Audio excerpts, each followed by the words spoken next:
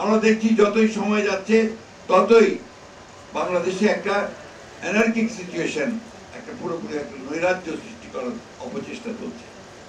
দুর্ভাগ্যক্রমে আমরা দেখছি যে সমস্ত সোশ্যাল মিডিয়াতেও সেই প্রোপাগান্ডা, আপনার ইনফরমেশন, মিথ্যা প্রচার দিয়ে বাংলাদেশে একটা আপনার নৈরাজ্য সৃষ্টি করার প্রক্রিয়া চলছে। আজকে তারই প্রকৃতি ৭ই নভেম্বর আজকে আমাদের কাছে অত্যন্ত গুরুত্বপূর্ণ। শহীদ প্রেসিডেন্ট জিয়াউর রহমান যেভাবে জাতিকে ঐক্যবদ্ধ করেছিলেন, আজকে একইভাবে আমরা দেখছি যে আমাদের নেতা জনাব তারেক রহমান সাহেব তিনি আজকে সেই সুদূর থেকে দেশকে ঐক্যবদ্ধ করবার চেষ্টা করছেন, জাতিকে ঐক্যবদ্ধ করবার কাজ করে চলেছেন।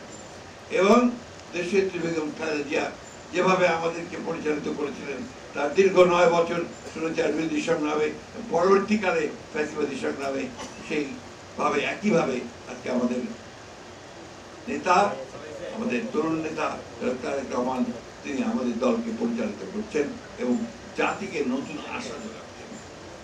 তাই সাংবাদিক বন্ধুগণ, আমরা এই যৌথ মিটিংয়ে সবাই সিদ্ধান্ত নিয়েছি যে এবার ৭ই নভেম্বর আমরা যথাযোগ্য মর্যাদার সঙ্গে পালন করব। সেই জন্যে আমরা কতগুলো আপনার কর্মসূচি গ্রহণ করেছি, সেই কর্মসূচিগুলো আমি আপনাদেরকে জানাচ্ছি। আমরা 10 দিন ব্যাপী কর্মসূচি নিয়েছি। এই কর্মসূচিতে 5ই নভেম্বর থেকে 4ই নভেম্বর পর্যন্ত আমি আপনাদেরকে শোনাচ্ছি। 7ই নভেম্বর মহান জাতীয় বিপ্লব ও সংহতি দিবস উপলক্ষে ওই দিন সকাল 6টায় নয়াপল্টনে বিএনপি কেন্দ্রীয় কার্যালয়ে সহ সারা দেশে দলীয় কার্যালয়গুলোতে দলীয় পতাকা উত্তোলন করা হবে।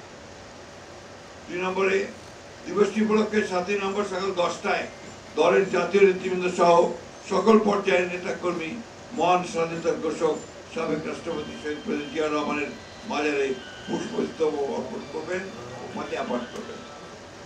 এই দিবসটি উপলক্ষে বিএনপির উদ্যোগে 7ই নভেম্বর 2025 এটা মহানগরের উদ্যোগে, ঢাকা মহানগরের উদ্যোগে শুক্রবার বেলা 3টায় নয়াপল্টনস্থ বিএনপি কেন্দ্রীয় কার্যালয়ের সামনে থেকে র্যালি অনুষ্ঠিত হবে। ওই দিনই সারা দেশে বিএনপির উদ্যোগে জেলা উপজেলা পর্যায়ে র্যালি অনুষ্ঠিত হবে। এছাড়াও দিবসটি উপলক্ষে দলের অঙ্গ সহযোগী সংগঠন সহযোগী আলোচনা সভা অন্যান্য কর্মসূচি পালন করবে।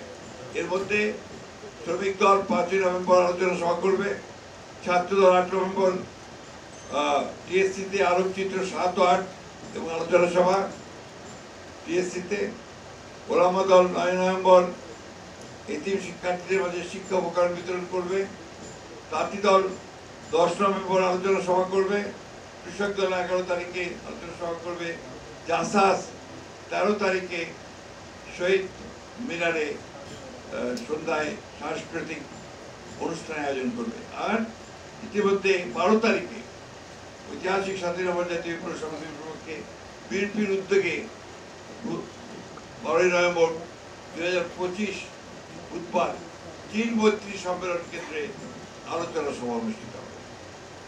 এছাড়াও এই 7ই নভেম্বর উপলক্ষে ডকুমেন্টারি, ভিডিও চিত্র, প্রিন্ট মিডিয়া সহ ফেসবুক, ইউটিউব, অনলাইনে অনেক ডকুমেন্টারি প্রকাশ করা হবে।